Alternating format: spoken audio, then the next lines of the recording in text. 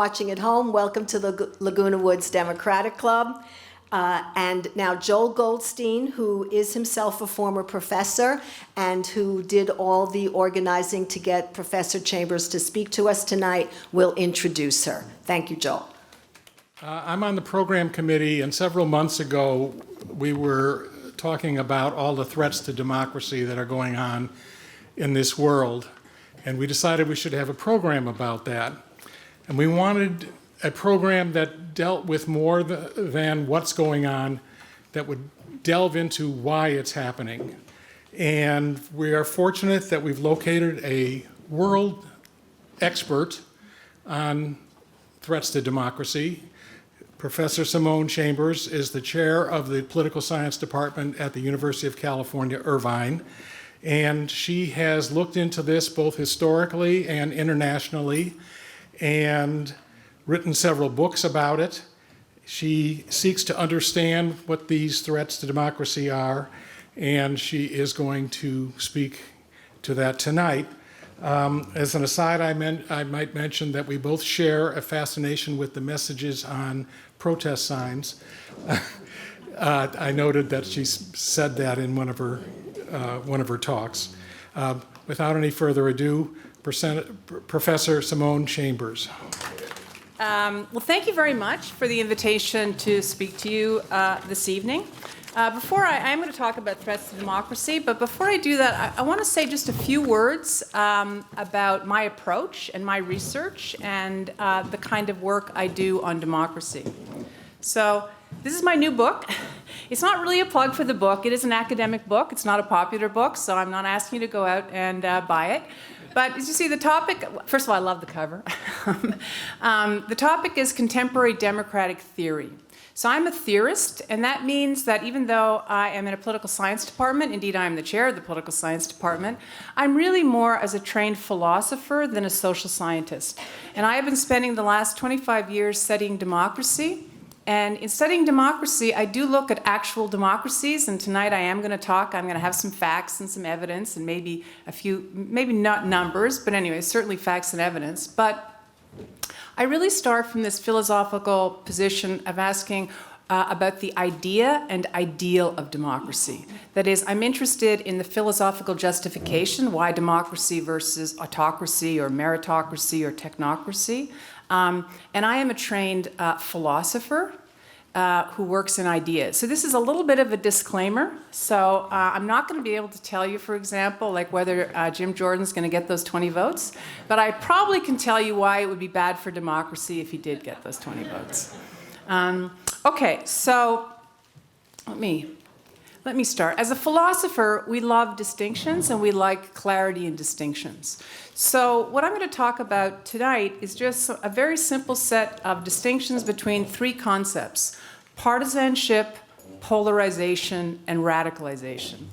And I talk about this in my work in relation to all sorts of different democracies, but tonight I'm going to focus on the United States. The United States actually is within this category of partisanship, polarization, and radicalization, one of the most extreme outliers in which certainly polarization and radicalization is undermining democracy.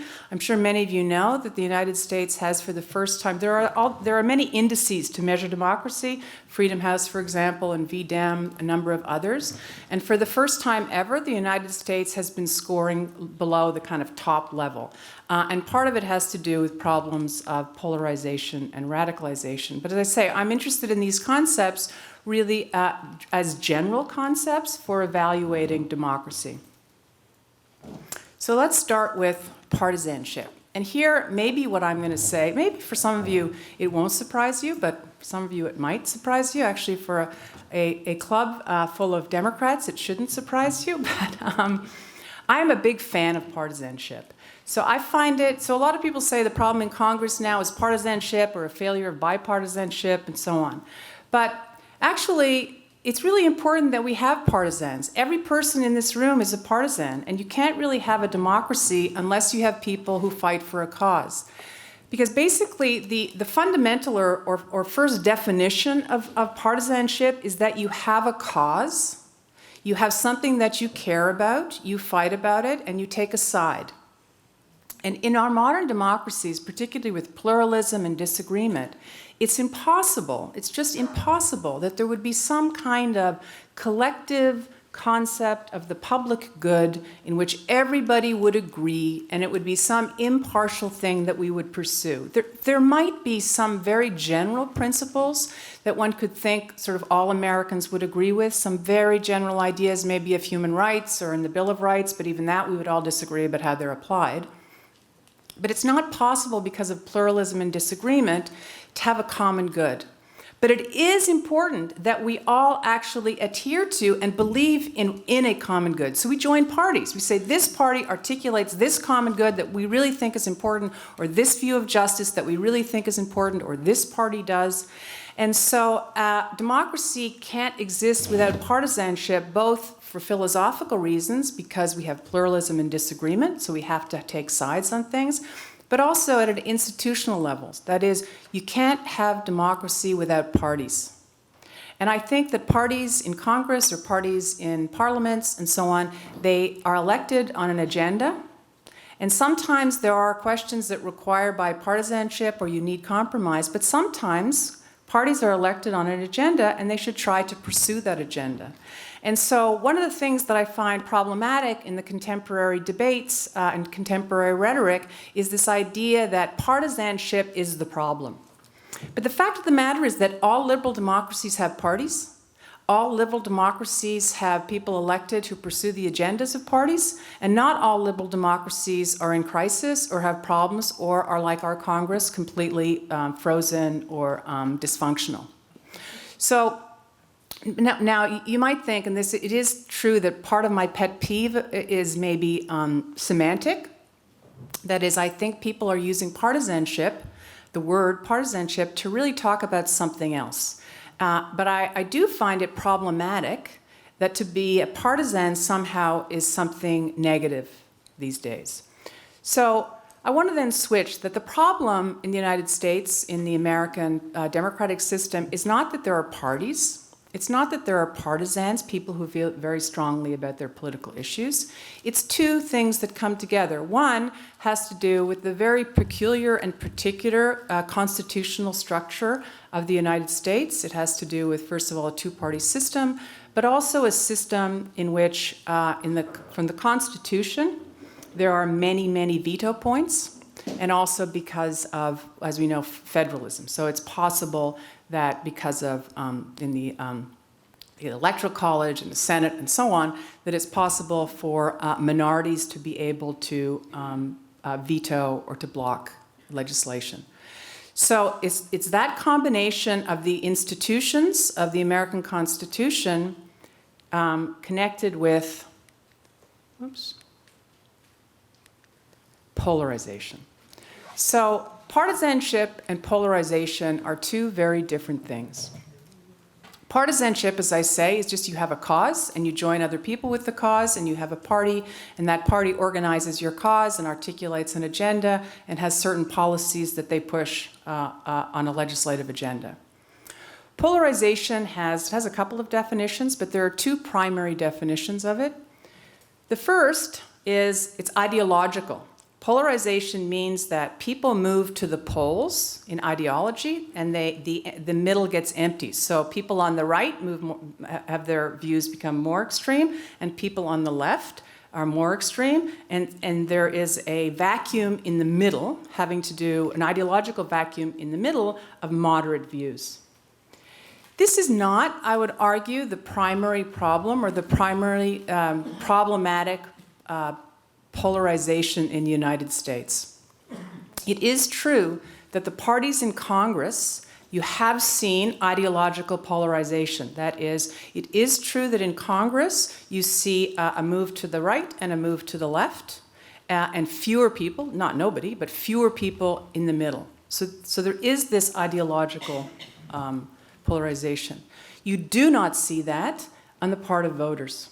Actually, it's quite interesting that American voters are polarized, but they're not ideologically polarized, in that when you take surveys, it turns out that American citizens tend to have more moderate views than elected officials, And those moderate views tend to be more in the center, and there tends to be more agreement on issues among the American population than there is, than you'd think, than the representatives. But it's still the case that Americans are highly polarized, because the polarization that you see within the general population is not ideological polarization. That is, it's not people moving to the right and left with their ideas.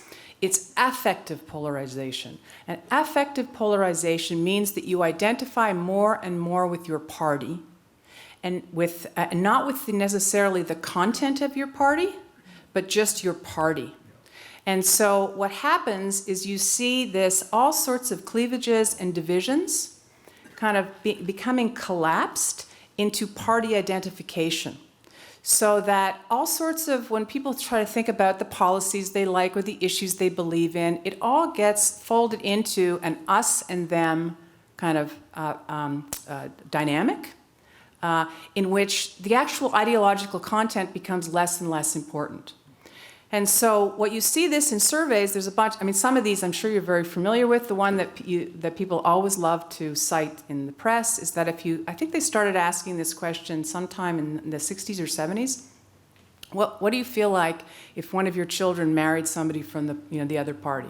So it's very clear that as we get closer and closer and into the teens and into the 20s, more and more, both Republicans and Democrats equally have more and more of a problem if their kids marry somebody from the other party. So this is, of course, really independent policies and issues. But the other thing you see, which is more relevant to politics, is that you see a growing, and this is also on the right and the left, it's also true for Democrats and Republicans equally. You see that more and more, when you say, if you ask a Democrat, what's really the problem with the Republicans, or you ask Republicans, what's really the problem with Democrats, and you say that the other party poses a threat to democracy. So this means that the us and them, it's not us and them in the sense, well, those guys want to have that tax rate, and we want to have this tax rate, and we want to have this distribution, and we want to have that distribution. That's completely gone. Now you see this idea that the other party is independent of its actual positions, is a threat to democracy. And this becomes what's known as affective polarization, because it's just a matter of an emotional opposition to the others. So it's animus towards the other. Partisanship is that you have a substantive cause that you fight for. Polarization is that you really just hate the opposition, the other party, and what's most important to you is that the other party doesn't come to power, or if it is in power, is taken out of power. And so it kind of, the ideas are drained out of it. So what are and right now in the United States, we are facing a very highly polarized citizen population, which is described, or it's affective polarization as opposed to ideological polarization. So what are the causes? So I was asked, Joel made me make these slides a week ago. I was very optimistic. So in this slide or the next one, I have causes and solutions. Well, I didn't quite get to the solutions. I can't promise to offer solutions to the American political dilemmas right now, but I guess I was over-optimistic last week what I could accomplish. But let me talk a little bit about causes. In polarization, there's a lot of literature out there. There's a lot of research about what is causing polarization. It is kind of the big question certainly in American politics. And I can't cover it all, but really, generally, there are three types of answers. The first answer says it's the internet. It's social media. And it's really pretty clear, the evidence is coming out that that really can't be the case. That is, first of all, polarization really began, and we can trace it to before really the explosion of things like Facebook and Twitter. And also there have been experiments that show that the algorithms themselves, so it's not that, it is true that people can stoke polarization on the internet by posting things. But what the evidence shows is that just straightforward algorithms sending you sort of the myth that it's sending you deeper into extreme views really does not explain the polarization, the affective polarization in the United States. So it's a factor, of course, but it's not. The other two explanations are known as, and these are not mutually exclusive, bottom up and top down. The bottom up explanation says there's something about society, about civil society in the United States. There is a kind of sorting that's happening, and that sorting is along lines like urban and rural, religious and secular, black and white, different kinds of sortings where people are moving more and more into enclaves and they interact only with people who are like-minded. And this social sorting is being reflected by politicians and being picked up by politicians, and they're responding to this. So it's a bottom-up story of divisions within American culture and society. I do not think this is a good explanation. There is something to it, but the fact of the matter is that elites are more polarized than the average citizen, right? And so I find actually the third explanation, I mean, this, as I said, there's a truth to all three, but the third explanation I think is more plausible.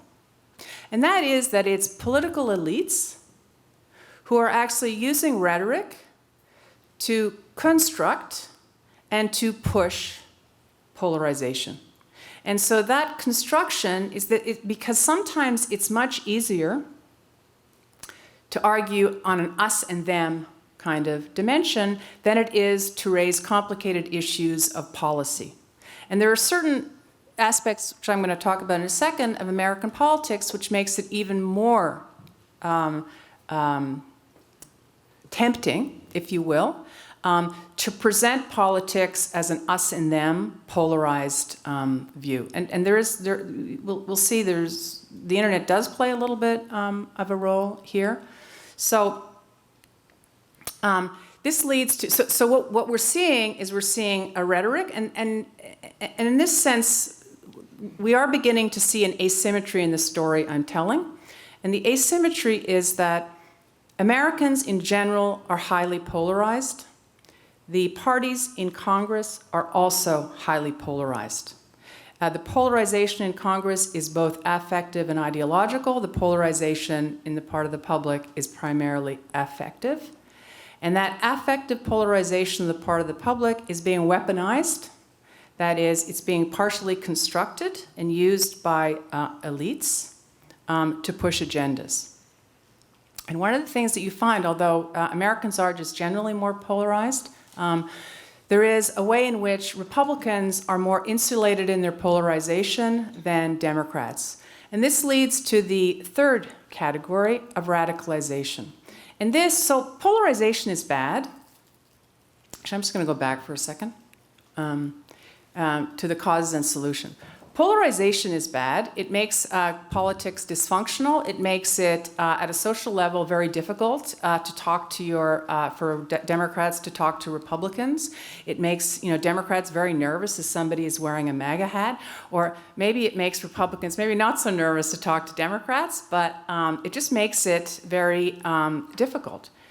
But it turns out that there is lots and lots of empirical evidence that there are face-to-face kinds of moderated, not just coming together over coffee, but actually certain types of moderated conversations between polarized Democrats and Republicans actually does make a difference in affective polarization.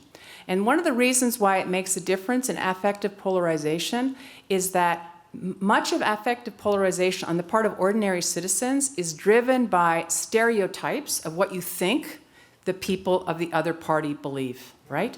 So if you're a Democrat, you tend to think Republicans, well, maybe they all think like, I don't know, Jim Jordan and Trump, but it turns out they don't all. And so exchanges, moderated exchanges, not just having a conversation, but moderated exchanges, particularly when you have to solve a problem together.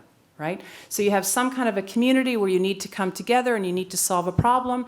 It really does turn out that there are solutions and people put the polarized views beside. The problem is that this is face-to-face solutions and it's very difficult to scale it up, right? Because I mean, to have a kind of moderated community discussion between all Americans is just not possible. But it does show that there are solutions to polarizations, but ultimately you have to have elites on board. Elites on board to move away from a kind of toxic structuring of politics in these us and them situations. And that leads to the third and final category of radicalization.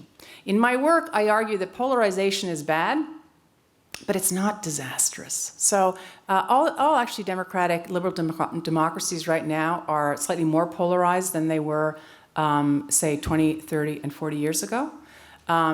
Partly this has to do with we're facing a lot of really tough questions, and there's certain kinds of really pressing economic and environmental questions. So polarization is everywhere. It's higher and I think more damaging in the United States than anywhere else.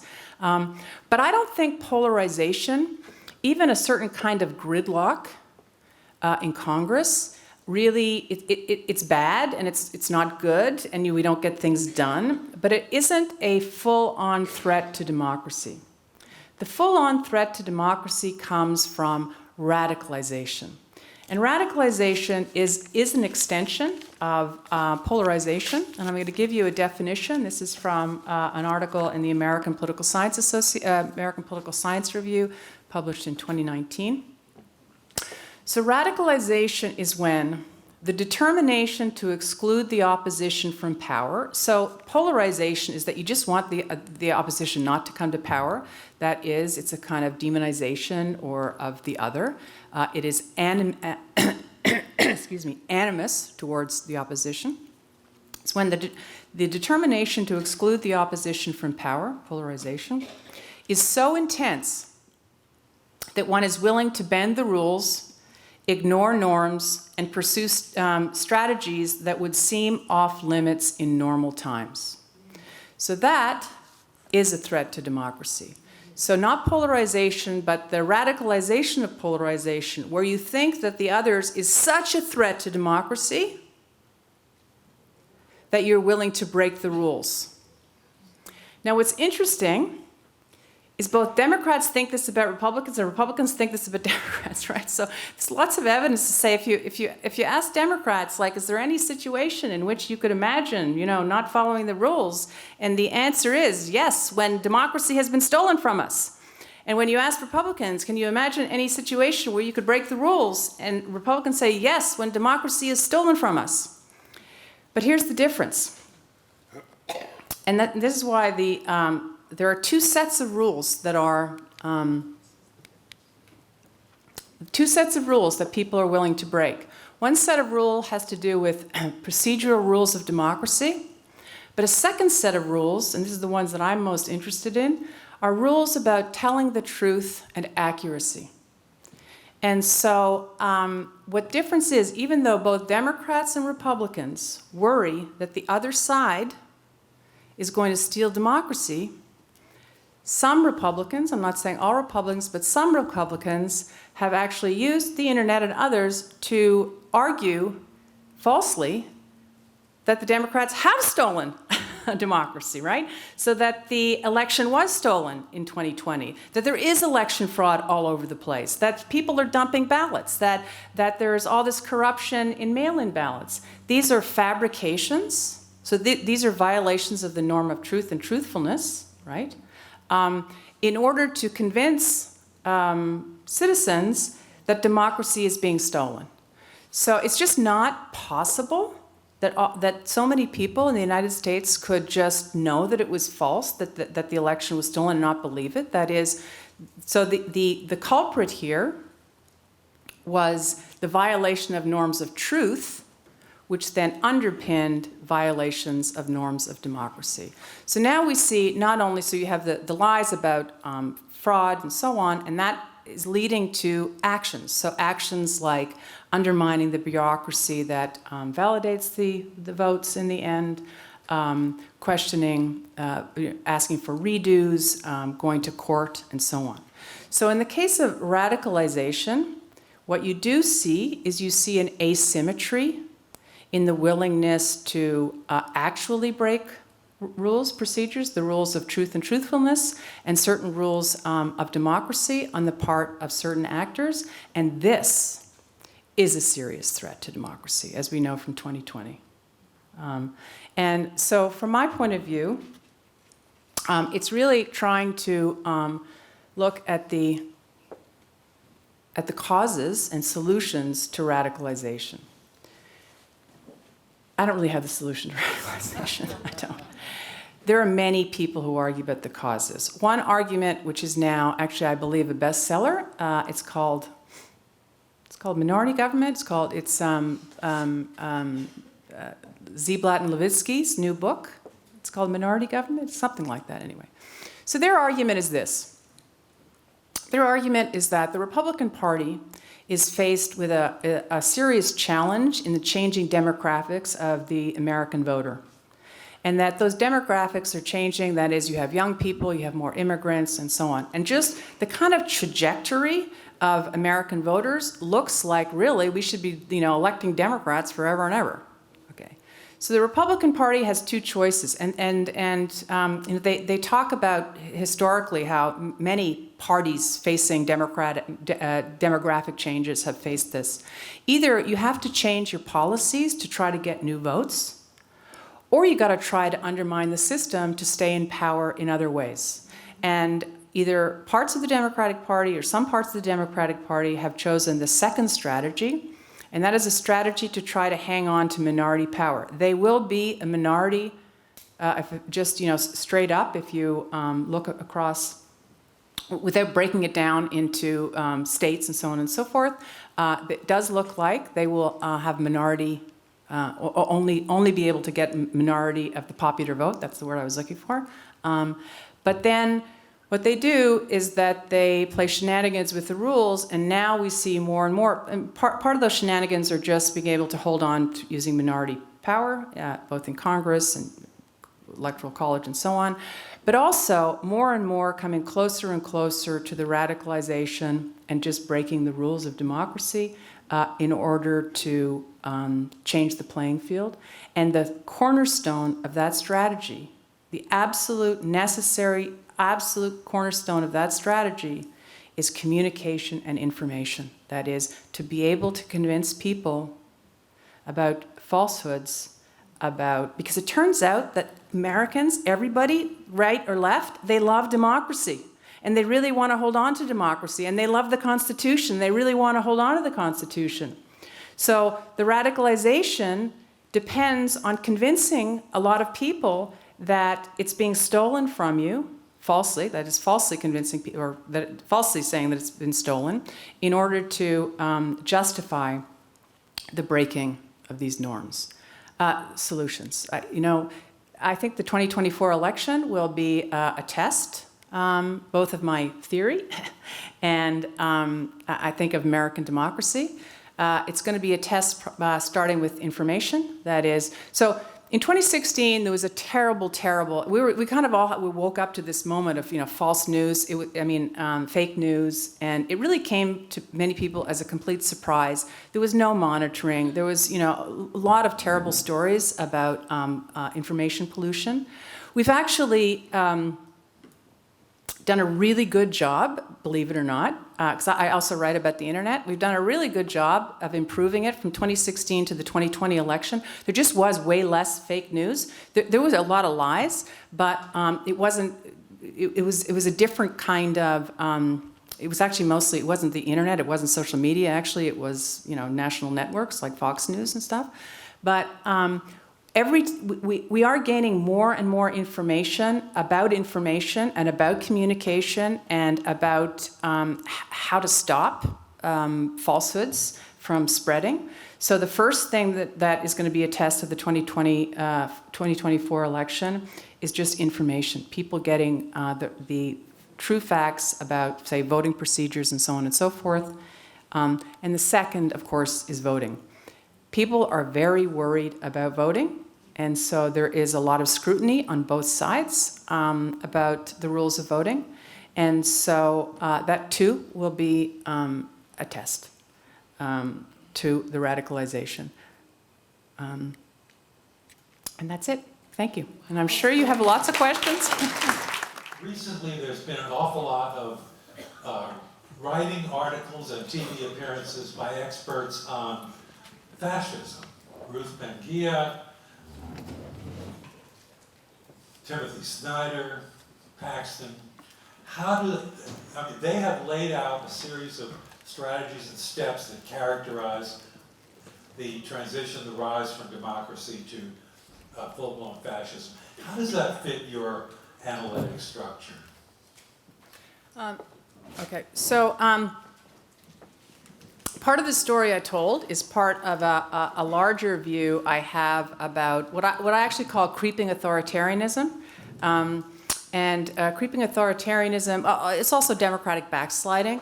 Creeping authoritarianism within liberal democracies is when parties or leaders come to power, and they come to power democratically, that is, they are elected through majorities or close majorities, and then they kind of chip away, and they chip away at liberal democratic freedoms. They first start by undermining the public sphere. They don't actually necessarily, say clamp down on no free speech, but they chip away at it by making it very difficult for opposition voices and taking away funding from opposition newspapers and so on. But what's interesting, so that you see this in Hungary, you see this in Turkey. Poland just had a great election, so maybe they're going back on the straight and narrow. Yes, very good. And you saw it in some ways when Trump was elected. But one of the interesting things, and so these are kind of creeping towards authoritarianism, but one of the things that they claim is that they all claim that their mandate is popular sovereignty and the will of the people. That is, their mandate is elections and majorities. And so, unlike the fascists, who they came to power and then they said, okay, but democracy is just a big mistake, and we're just going to get rid of it. I don't really see that happening. What I see is actually, in some ways, scarier, because it's this idea of really undermining liberal democracy, but within the basic structure of elections, right? So that we will still have elections, but they will be less and less free, or they will be less and less problematic, because the justification, certainly the rhetorical justification for these regimes to their followers, is all that they are Democrats and that they are acting on the will of the people. So I don't see it as exactly the same as fascism.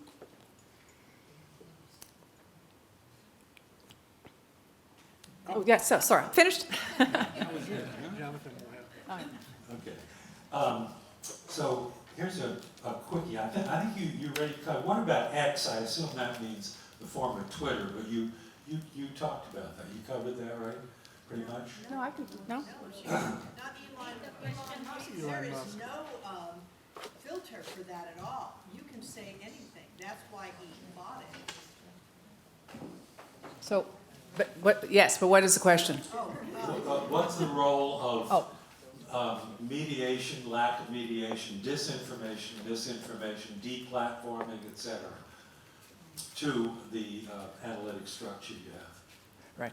So two things. One is that I've also written about this. Is that people love to hate Facebook, and there's been a lot of stuff. I mean, New York Times every 2 weeks is an article about Facebook, and about algorithms. So I think social media and Twitter, Facebook, and now of course like my kids, they say, what is Facebook anyway? I mean, no one's on Facebook.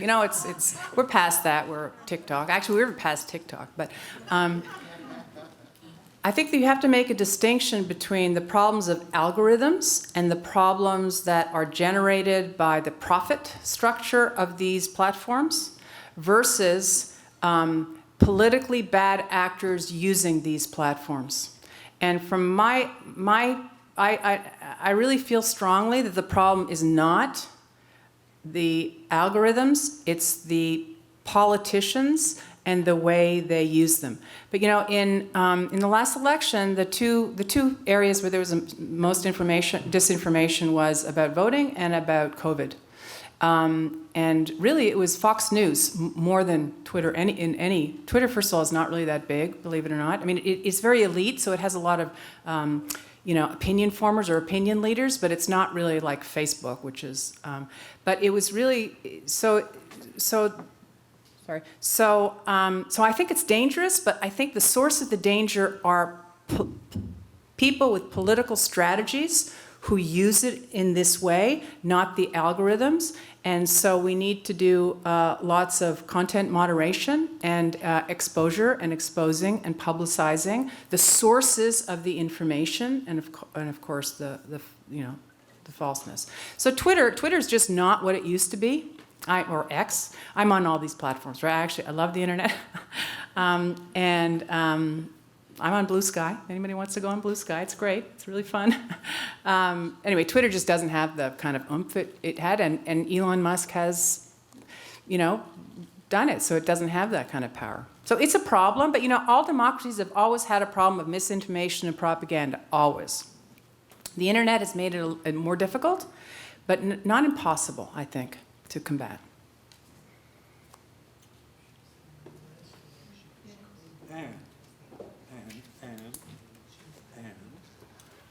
Here are a couple of very political science-y questions that Won't be able will to not answer. take very long to handle.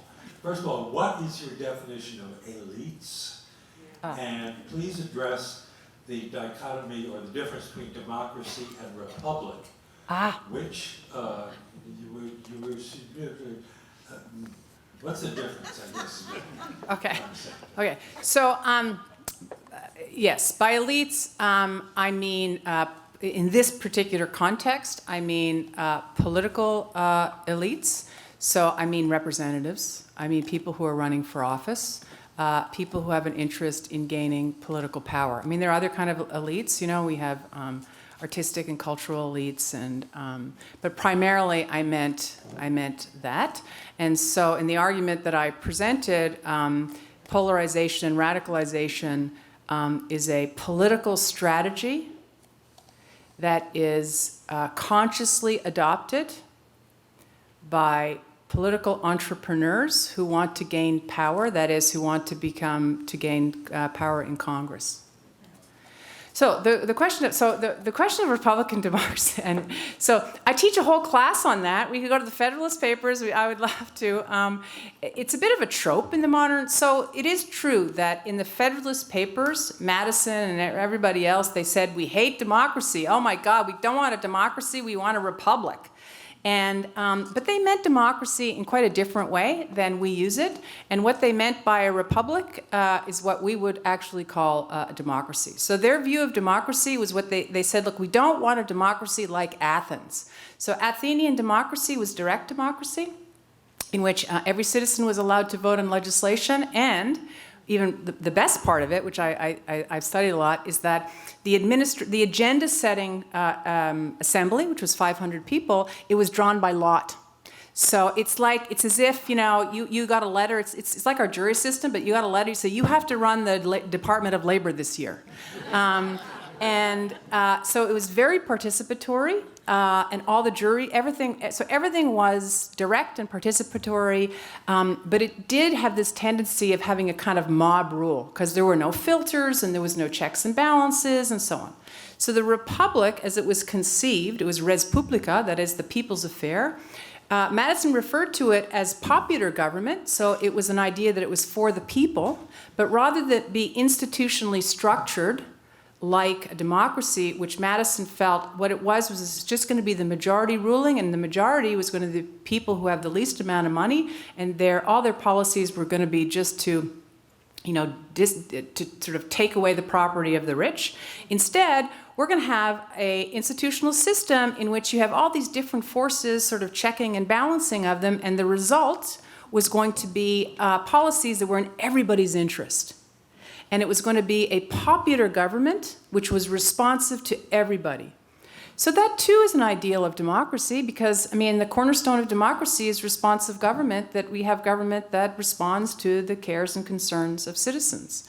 So Yeah, so this distinction between democracy and republic, I find in the contemporary context irrelevant. That is, our republics are democracies.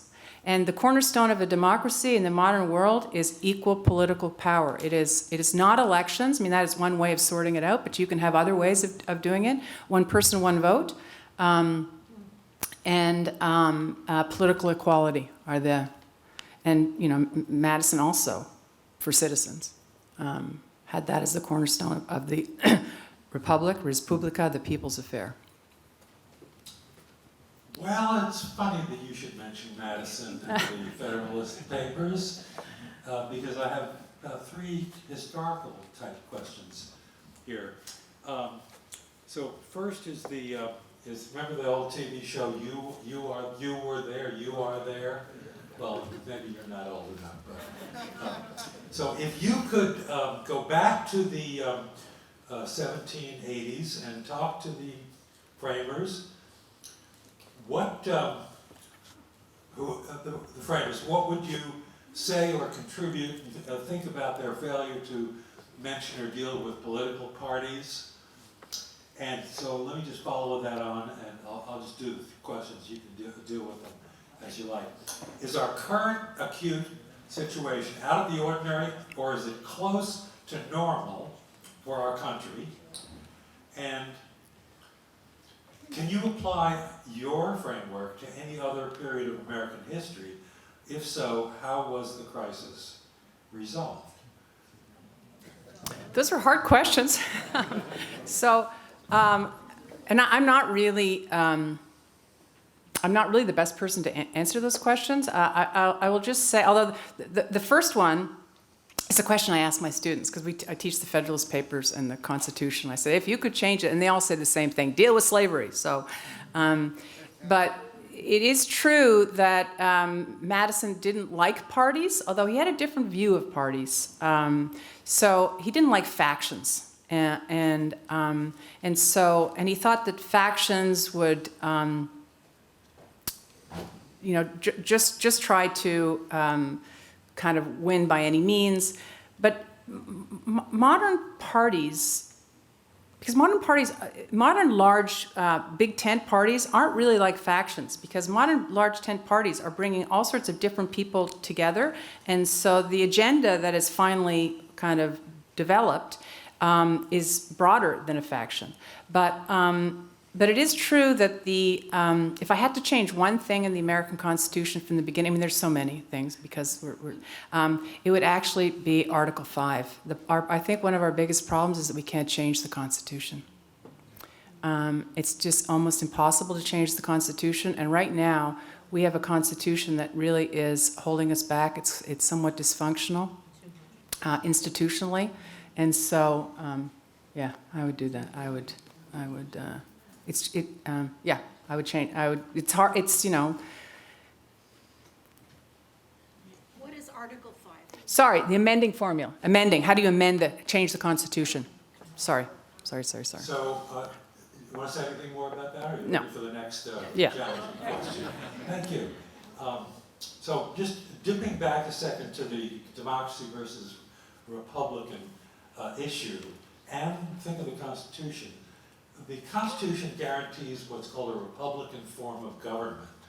There's been almost no litigation or decisions that says what that means. Strange things are happening in the states. Can you think of how that might affect our democracy, polarization, radicalization?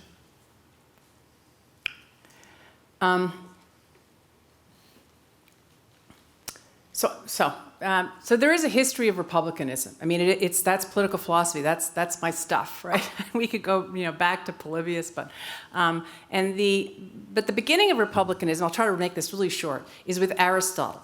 And the idea of republicanism, the people's affair, and Republican form of government is that rather than just having a mob of direct democracy, you have a set of institutions which represent interests. And in traditional republicanism, the two interests are the rich and the poor. So you have in Rome, you have the Senate and you have the plebes. And so it's this idea in Republican government, same with Italian Renaissance republicanism. In Republican government, you have institutions that balance out these different interests. When, in the American founding moment, when they brought this idea of Republican government, it's clear, right? There is checks and balances. However, the checks and balances and the balance is not between the rich and the poor. That's the traditional balance of republicanism. Instead, this is a balance between the North and the South, and also between states and the nation. So the Federalists were creating a nation, and they were being pushed back by the states who wanted state power, and so they made a lot of concessions, right? So the Senate was, I'm sure you all know, the Senate was not elected. The Senate was appointed by state legislatures. So the national government is a set of balances, but not between the rich and the poor, between states and the nation. And this now has come home to roost, where you have small states with small populations which have oversized power, and it allows for what's known as minority rule, that it allows for people who are elected by a minority to rule. It also is the structure because of the Senate. So,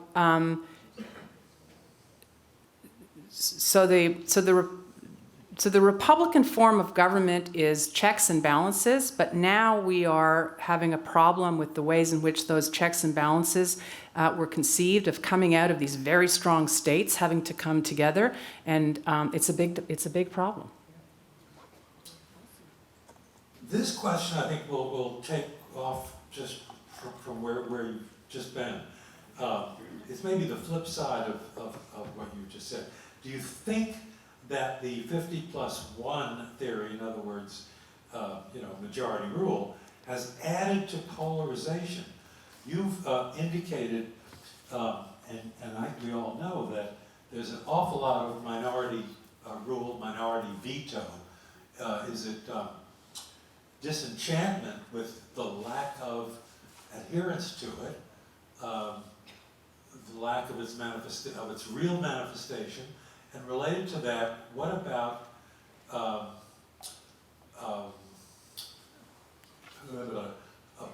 proportional representation? That's what I'm trying to say. Thank you. So I think 50% plus one is the fairest and represents the most of equality. And so supermajorities.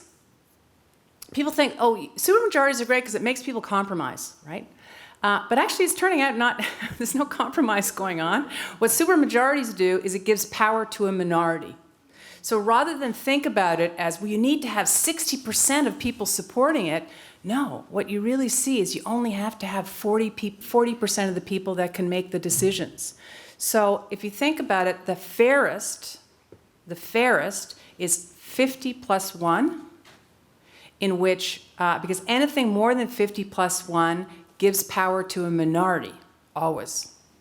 So there's sometimes reasons for supermajorities or for, but all things being equal, I think 50% plus one is the fairest in a system where, of course, minorities have rights and the people who lose get a chance to run again, and where even though governments are elected on majorities, but they should govern for everybody, so they should are accountable to minorities as well. But just as straight voting rules, I think 50+1 is the fairest. And there was a second part of that question? Well, proportional proportional representation as a relief yes. valve. I am all for it. It's never going to happen in the United States because of Article 5, because we can't change the Constitution. Yes, I do think, I like very much mixed systems. So for example, in Germany, where some of your house, some of your, say, parliament is elected in first past the post, and some of it is proportional, and you have a legislature that represents citizens in different ways. That would be but it's really sort of moot in the United States to the idea that you could change either the House of Representatives or the Senate, or, you know, make up a new assembly that was proportional. It's not, I don't think it's, you know, it's not in our cards, in our future. Certainly not in the short term. So may I follow up on the ideal of majority rule, 50% plus one.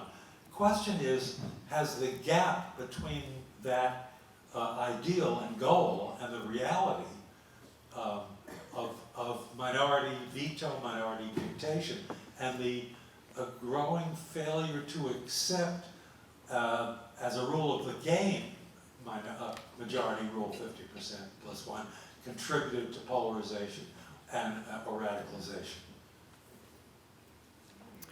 I'm not sure I understand the question. So, in theory, we have majority rule. In practice, we have minority veto from various ways.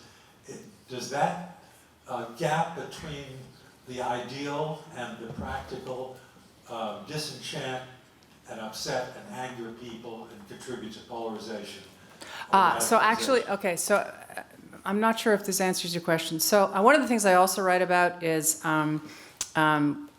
the erosion of democracy. So one of the things you see across all democracies, including the United States, is that citizens in general have a sinking level of trust and respect for their political institutions. So this is true for parties, but also for assemblies, and part of that is certainly in the United States, the gridlock and inability to do anything and blocking has contributed to the weakening of reverence and respect and trust in those institutions. Whether that problem is actually contributing to polarization, maybe.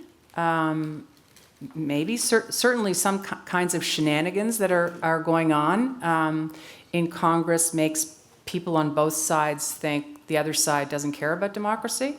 But I think the bigger problem is that there's sinking trust in in some democratic institutions. I don't think there's sinking trust in democracy.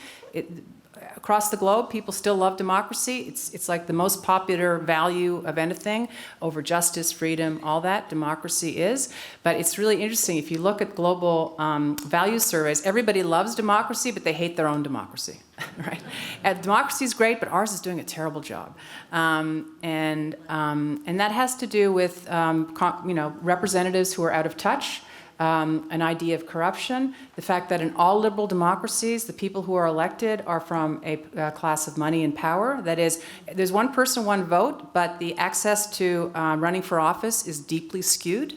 And so there's more and more of a disconnect between what ordinary citizens and who they see as their representatives. And this is also true in Europe, in Canada, Australia, places like that. And this question.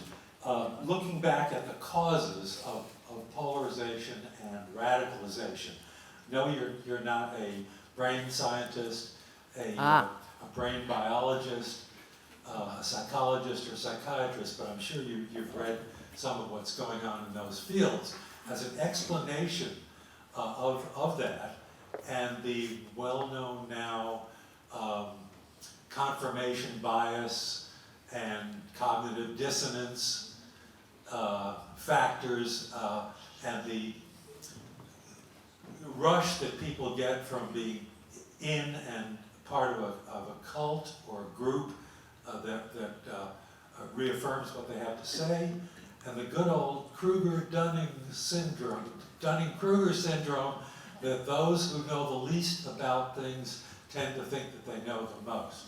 Any comments on that? So just on the last, there's also good evidence to show that the more you know about politics, the more polarized you are, and actually sometimes the more insulated is your... So, people worry about echo chambers and filter bubbles. Well, it turns out that a lot of that is self-chosen. That is, the more you're an activist and know about politics, the more likely you are to choose information sources that are completely isolated. And so I'm not sure about the last one. On the first one, though, okay, I'm not a brain scientist, but I do actually have very strong feelings of the use of neuroscience and social psychology to explain politics. And the reason is that true, humans have certain types of biases, but the fact of the matter is that polarization varies hugely across democracies. So you can't really explain it through universal psychological features of human beings if there's way more polarization, radicalization in the United States versus Canada, for example, because, they both have human psychology. So even though I think human psychology plays a part, I object to its kind of determinism. I also object that it is often used to kind of slightly sort of imply, sometimes quite explicitly, but sometimes not so explicitly, that people really aren't kind of cut out to be citizens, that human beings don't really have good judgment, they tend to be biased, they're not truth seekers. And so this works against, this is an argument against the ordinary competences of citizens, and I think citizens do have good competences and can rise to the occasion. And so I really do resist the neuropsychology and social psychology that say humans are just always prone to bias. Well, what about adding into that mix authoritarian Personality, yeah. Indices, yeah. well-known measures of people who need to be in authority or have authority over them? These are interesting. I just don't like psychological explanations very much. I'm not sure about authority. People's personalities clearly play a part in the kind of political leader they are or they're. But I don't find the authoritarian personality argument, which has been around a long time, very persuasive. I don't. So let's make this. There must be maybe there's psychiatrists or psychologists in the room that are. Oh gosh, I must have wasted hundreds and hundreds of hours reading all that. It's very interesting. So this is a simple question, or actually it's a simplified question. How can we simplify access to information about politics? How do we overcome the misinformation? There's a question here I didn't ask. Distinguish disinformation from misinformation as a kind of a definitional matter to start with. So the difference between disinformation, so there's three categories that there's misinformation, disinformation, and malformation. So malformation is like malware. So sometimes the information can be true, but it is introduced with malice intent. So for example, there are Russian sites which are targeted in the United States, and these Russian sites, they put nothing on but clips of situations of racial tension or sometimes racial violence, right? These clips are true, that is, they don't make anything up, but they're inserting it into people's feeds because they want to exacerbate divisions. So this is called malformation, malinformation. Then disinformation is intentionally putting forward that as you have a strategic plan, you want people to believe X even though it's Y. And misinformation is usually not targeted. That is, it's information that doesn't come from a strategic person. It's just, it has been created by like an algorithm. It circulates by accident, or so it's not part of a plan. So disinformation is a propaganda plan more, and whereas misinformation is just, rumor and crap that circulates. That's right. Okay, so I bet every single one of you is more savvy about fake news and disinformation than you were in 2016. All of you have new strategies. All of you have read about it. All of you are way more aware when you read things. And this actually has made a difference. So this is part of citizen awareness and education.